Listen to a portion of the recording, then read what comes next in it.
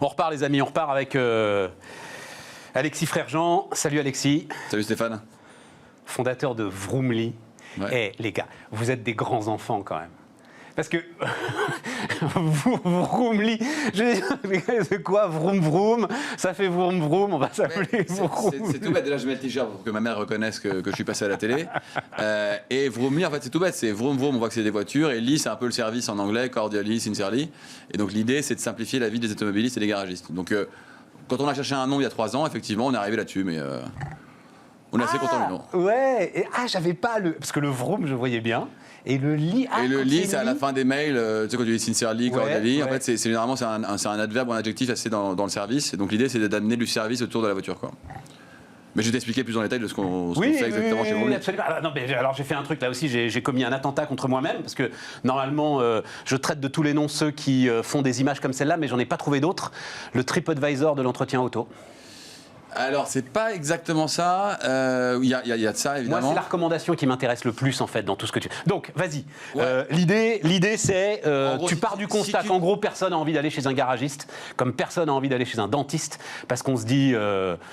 en fait, je maîtrise rien, ce gars-là, il peut me raconter ce qu'il veut et je vais me faire essorer. Ouais, c'est un peu ça. En gros, si tu devais faire un parallèle, moi je suis comme toi, j'aime pas trop faire des parallèles avec entre une, c'est le Netflix de la boulangerie, ça marche assez peu. Mais si on devait en faire un, on serait peut-être le Doctolib des garages, plus que le TripAdvisor des garages. Pourquoi? En gros, on est un intermédiaire digital dans le monde de l'aftermarket, donc dans le monde de l'entretien auto.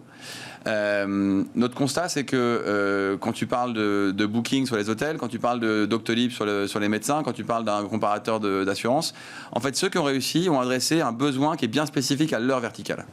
Chez les médecins, il n'y a pas de problème de confiance, il y a peu de problèmes de prix en France, en tout cas, parce que tu es remboursé par différents moyens. Et donc, ils ont adressé vraiment un pain point qui était comment je prends rendez-vous chez les médecins et que ce soit fiable.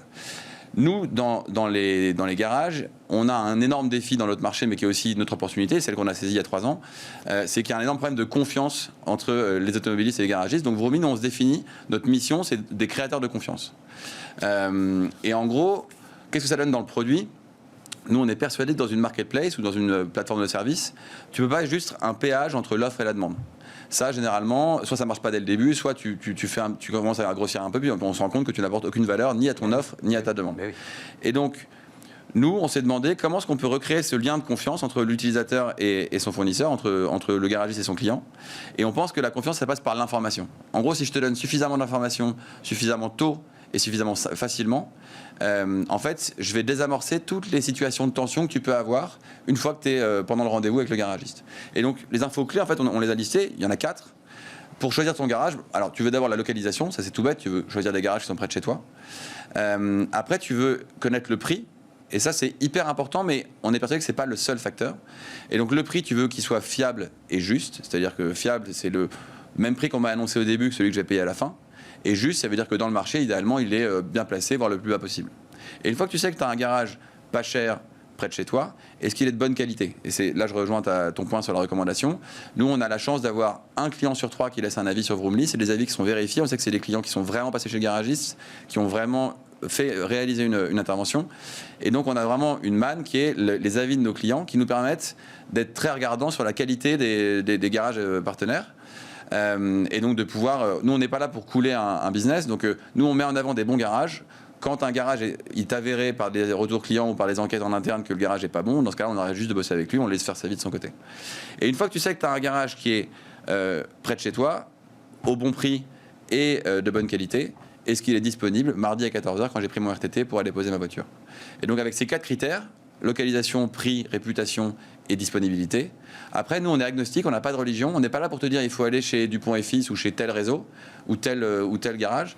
On te laisse choisir en fonction de tes critères à toi. Et ce qui valide un peu notre point, c'est qu'aujourd'hui, tu as 40% des clients qui vont prendre le moins cher, 30% qui vont prendre le mieux noté et 30% qui vont prendre le plus proche.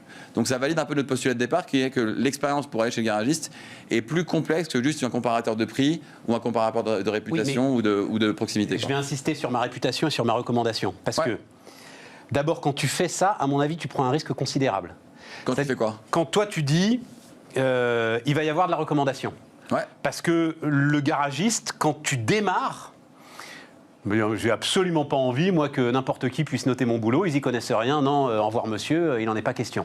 À un moment, quand tu as une telle surface que tu deviens incontournable, là, ils sont tous niqués, il n'y a pas de problème. Non, ils sont pas niqués, on est là pour les aider. On est là pour les aider, mais oui, en tout cas... Oui, ou pour les sortir quand ils sont pas au standard. Mais au départ, tu prends un risque considérable. Et tu prends ce risque parce que tu sais que c'est ça, quand même, la clé du truc. Non, mais on prend ce risque aussi, c'est pas vraiment un risque parce que la vision long terme de Vroomly, c'est de créer le SaaS pour tous les garagistes, en tout cas tous ceux qui voudront nous rejoindre, partout en Europe. Donc ça, c'est ce qu'on veut faire à moyen terme. Et donc en fait, on est autant au service de l'automobiliste que du garagiste. On n'est pas en train de défendre l'automobiliste contre le méchant garagiste, on n'est pas en train d'essayer d'attirer des moutons automobilistes chez les gentils garagistes. On est au milieu. On est là pour mettre des clients qui sont de bonne qualité, qui sont bien informés, avec des garagistes qu'on a sélectionnés et avec qui on a envie de travailler sur le long terme. Et donc, quand on lance dès la création, en fait, quand on lance les avis, en fait, on fait beaucoup de travail de pédagogie auprès des garages et on va les aider au début à répondre, à bien créer leurs fiches produits. Et on fait d'ailleurs aujourd'hui des formations, même en dehors de Vroomly, comment bien animer son Google My Business, ce genre de choses, sa visibilité en ligne partout. Et il y a beaucoup de pédagogie sur l'importance aujourd'hui, puisqu'on n'a plus le choix, d'être visible et de bien gérer en fait sa réputation en ligne, qui est quasiment équivalente maintenant avec sa réputation tout court. Ah mais bien sûr, ça veut dire, ça c'est l'image que je reprends sans arrêt, je la dois à une des responsables de la digitalisation chez AXA. Elle a ses agents généraux, qui sont un peu les garagistes de l'assurance. Et elle prend cette formule, elle dit si vous laissez un mauvais avis sur Google, c'est comme si vous aviez un tag sur votre vitrine. Un tag sur votre vitrine, vous le nettoyeriez tout de suite. Donc occupez-vous de l'avis sur Google. Je trouve cette image remarquable.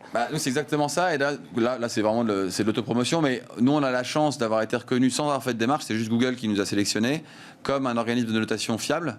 Et donc aujourd'hui, alors c'est Google qui choisit, mais dans la majorité des cas, sur la fiche de le garage partenaire, on a d'abord la note Google et en dessous, on a la note Vroomly qui apparaît. Donc ça permet aussi de contrebalancer aussi celui qui aurait mal tenu sa fiche Google. Il a au moins en dessous 60 avis Vroomly avec la vraie note de clients qui sont vraiment passés. Mais ça veut dire qu'alors ils avaient conscience qu'ils allaient avoir un problème, les garagistes.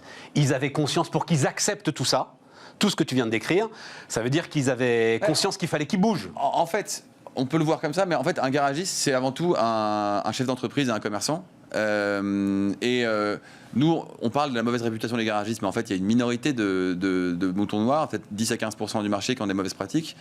Il y a au milieu des très bons techniciens qui ne sont pas forcément tous des très bons commerçants, c'est-à-dire qu'ils n'expliquent pas forcément assez bien ce qu'ils font et tout, mais ils sont très bons techniciens, ils sont honnêtes, ils font des très bons boulots. Et puis il y a évidemment des très bons élèves qui communiquent très bien, accueillent, ont un service irréprochable et font aussi du très bon boulot.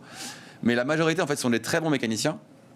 Et en gros, si on leur explique qu'est-ce qu'ils ont à gagner, en fait la digitalisation c'est un grand mot pour dire en fait les amener vers quelque chose qui leur permet de développer leur business. Et combien t'en as des garages affiliés? T'en as plus de 3000. Ouais. T'as pas été les voir tous, donc ça veut dire qu'à un moment ils ont compris qu'il se passait un truc et c'est eux qui sont venus te voir. T'as pas été voir les 3000 quand même. Oui et non, c'est-à-dire qu'on a commencé par 90% de ce qu'on appelle d'outbound, donc c'est-à-dire que c'est nous qui les avons démarchés. Ouais. Aujourd'hui on a 85% d'indépendants sur la plateforme, c'est-à-dire que c'est des garages, il y a un garage, donc c'est des garages qu'on a été voir ou qu'on a contacté un par un. D'accord. Et évidemment, on a des accords avec des grands réseaux ou des grands groupes, mais si on a été les voir un par en fait. Et maintenant, évidemment, alors on est jeune, on a lancé le service en avril 2018, mais maintenant on commence à avoir beaucoup plus de demandes entrantes parce qu'effectivement, en fait, c'est toujours pareil. Ça marche si on crée de la valeur, ça marche si ça sert en fait à nos clients quoi. Et nos clients, en fait, on a deux clients, on a l'automobiliste et le garagiste. Et puis à un moment, tu as l'effet de plateforme. Enfin, la magie de l'effet de plateforme, c'est qu'à un moment, tu rentres et tu y es arrivé. Doctolib y est remarquablement arrivé. Tu rentres. On est un peu au-dessus de Doctolib. On est à peu près au niveau équivalent de Doctolib. Tu rentres dans un cercle vertueux qui fait que tu deviens incontournable. Ouais, nous, en fait, c'est un peu l'idée. L'idée, c'est surtout d'apporter de plus en plus de valeur à nos partenaires. Pendant le premier confinement, en fait, c'est ce qu'on a essayé de faire pendant la crise. C'est-à-dire qu'à l'annonce du confinement, on a fait d'abord un sondage auprès de nos... Alors à l'époque, on avait 1500 garages en mars. Et on a demandé qui reste ouvert. Il y a 40% de nos garages qui nous ont répondu qu'ils restaient ouverts. Et nous, on a vu notre trafic baisser. On a à peu près aujourd'hui 1,2 million de visiteurs uniques par mois sur la plateforme. On l'a vu baisser de 90% en une journée. Normal. Donc là, on s'est dit, OK, qu'est-ce qu'on fait? Comment est-ce qu'on est fidèle à notre mission? Donc créateur de confiance, simplifier la vie des garagistes. Et donc du jour au lendemain, on a simplifié le produit, c'est-à-dire qu'on a enlevé la prise de rendez-vous avec les devis et tout ça. On a juste fait un annuaire en disant est-ce que vous êtes ouvert ou non. Et on a essayé de dire à toutes les personnes, les personnels soignants, les livreurs, si vous cherchez un garage ouvert, venez chez Vroomly, parce qu'au moins, vous avez une info fiable, mise à jour tous les jours, sur où est-ce que vous en avez vraiment un d'ouvert. Et on a dit à tous les garages de France, pas d'abonnement, pas d'engagement, c'est gratuit. Venez pendant le confinement. Au moins, là, vous avez un porte-voix pour dire « moi, j'existe, et si quelqu'un a besoin de mon aide pour réparer ma voiture, j'existe ». Ça, on l'a fait vraiment, sans vraiment arrière-pensée, parce qu'on l'a fait en 3 heures. T'es passé en 1500 à 3000. Ouais, parce que du coup, effectivement, je pense qu'on a vraiment réussi à faire passer notre état d'esprit qui est... On est là, évidemment, c'est pour faire de la croissance, pour grandir, mais nous, on pense qu'il faut que la croissance ait un sens. Et il faut qu'elle ait une croissance pour toutes les parties prenantes, pour tous les stakeholders. Il faut qu'elle ait une croissance en interne pour les salariés, pour le client, pour le fournisseur. Bon. Vroomly Parts maintenant. C'est-à-dire que tu veux développer sur une marketplace. Ouais. Et ça, les amis, je vais vous en reparler des marketplaces parce qu'il y en a partout. Et en fait, si même eux, ils se lancent dans la marketplace, il va falloir vraiment qu'on fasse le point là-dessus. Il se trouve qu'on a un champion mondial qui s'appelle Miracle. Ouais. C'est pas eux qui font ta marketplace d'ailleurs, parce que je leur en ai parlé, ils me disent non, on connaît pas Vroomly. On fait tout notre code en interne, tout est développé en natif. Tu iras chez eux plus tard, quand tu seras Amazon des garages. Ouais. Voilà. Ce sera plus le TripAdvisor. Je pense pas, mais pourquoi pas. Donc, c'est quoi l'idée justement alors? Marketplace de pièces détachées automobiles. En fait, ce qui est amusant, c'est que tu parles de marketplace. Vroomly, que je viens de te décrire sur la prise de rendez-vous, c'est déjà une marketplace en fait. C'est la mise en relation d'une supply avec une demand et un site au milieu qui fait la conversion. Et donc, une marketplace, par nature, c'est un équilibre instable entre l'offre et la demande. Il faut faire croître en permanence l'offre et la demande et travailler au milieu le produit qui relie le mieux les deux. Ça, c'est sur la marketplace. Ce que je te disais au début, c'est que nous, notre vision du produit à moyen terme, à quelques années, c'est de créer le SaaS qui puisse adresser 80-90% des besoins d'un garage. Et on aime bien prendre l'exemple que dans quelques années, Hans, qui veut ouvrir un garage à Munich, puisse avec Vroomly, en gros, il se met sur Vroomly et il peut gérer son garage depuis Vroomly. Ça, c'est notre vision un peu plus long terme. Et donc, on a listé les besoins du garagiste. Le premier besoin, c'était, quand on a interviewé il y a 3 ans des premiers garages, apporte-moi plus de chiffre d'affaires et de manière plus simple, plus facile. Aide-moi à digitaliser en gros la prise de rendez-vous. Donc là, c'est ce qu'on a décrit. C'est ce qu'on a fait. Maintenant, le métier du garagiste, une fois qu'il a le véhicule d'un client chez lui, c'est de monter des pièces dessus. Et donc, en gros, son premier poste de dépense, à part son salaire, c'est l'achat de ses pièces. En gros, c'est sa matière première. Et donc, on fait ce qu'on sait faire sur une marketplace, mais à l'étage au-dessus, où en gros, on donne accès à un garage à plusieurs distributeurs autour de lui. Et comme je te disais tout à l'heure, on ne peut pas juste créer un péage entre les distributeurs et le garagiste, ça ne sert à rien. Donc, on a essayé de comprendre comment un garage achetait ses pièces et d'améliorer, d'essayer de proposer la meilleure expérience d'achat de pièces en B2B. On n'est pas au Scaro. On est vraiment sur de l'achat à destination des garagistes. Et il faut avoir un compte Vroomly pour être... Et je te dis juste ça. En gros, un garagiste, aujourd'hui, il achète 60 à 80% de ses pièces chez un fournisseur. Et après, il travaille avec 2-3 autres fournisseurs lorsque la pièce n'est pas disponible chez le premier. Et on a essayé de comprendre pourquoi tu choisis ce fournisseur-là en particulier. Et ils nous ont tous dit, en fait, je choisis le fournisseur principal parce qu'il a le catalogue le plus large possible. Donc quand je l'appelle, je sais que je vais trouver la pièce chez lui. Et il me livre en 2 ou 4 heures. Il me livre très rapidement parce que je stocke rien.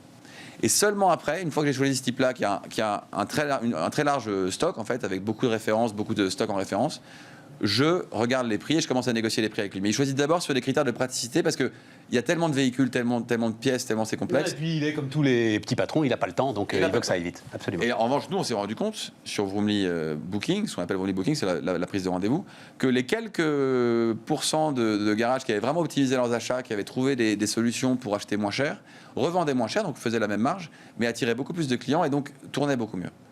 Et donc on s'est dit, OK, le garagiste veut quoi? Il veut une offre très large, il veut du service rapide, et nous, on voudrait qu'il ait du prix. Donc la marketplace, ça s'y prête très bien. En fait, une marketplace, la promesse de Vroomly, c'est de donner accès en local à 4 ou 5 distributeurs autour du garage. Donc en agrégeant les 4 ou 5, on a la plus large gamme du marché, puisqu'on a 4 stocks au lieu d'un. Donc on a forcément la gamme la plus large. La pièce qui cherche, la plaquette de frein Ferrodo, elle est disponible chez 2 ou 3 gars, et il y en a forcément un qui est près de chez lui, donc il a un délai de livraison qui est très rapide. Et nous, ce qu'on lui promet, c'est de pouvoir économiser 20 à 30% sur ses achats, pas parce qu'on est systématiquement 20 à 30% moins cher, mais c'est parce qu'il va comparer chaque pièce qu'il achète. Alexis, il nous reste quelques secondes. Ouais. Ça, forcément, ça va te mettre à un moment en lien avec les constructeurs. Les constructeurs, ils ont des concessionnaires. Les concessionnaires, c'est le garage et l'entretien du véhicule qui fait la rentabilité de la concession. Ouais. Comment ça se passe avec eux? Question vraiment réponse rapide, il nous reste quelques secondes. Réponse rapide, en gros, nous, le lien avec le constructeur, il n'est pas évident. En revanche, travailler nous sur avec... les pièces, quand même, il y a un certain nombre de pièces qui sont constructeurs. Oui, alors nous... Même s'il y en a de moins en moins, on est d'accord, mais... Tu as des pièces constructeurs, il y a très peu de pièces qu'on appelle captives, c'est-à-dire où il n'y a que le constructeur qui peut la construire. La majorité des pièces, en fait, ont des références, un peu des... J'ai oublié le terme dans la pharmacie. Des termes génériques. De qualité d'origine. D'accord. Et donc, du coup, existent chez Bosch, chez Ferrodo, chez Contitech, ce genre de choses. Et sinon, juste avec les concessionnaires? Et avec les concessionnaires, nous, en fait, ce sont des clients. Ils peuvent être. Après, évidemment, ils continueront à acheter la majorité de leurs pièces chez leur maison mère, mais on peut être une solution de dépannage dans un premier temps, et puis après, on peut avoir des concessionnaires qui décident d'acheter toutes leurs pièces chez nous. Bon, on se reverra parce que j'ai l'impression qu'il y avait encore plein de trucs à raconter, Alexis. Mais oui, mais à un moment, les meilleures choses ont une fin. Voilà. Je comprends bien. On continue Bismarck, les amis.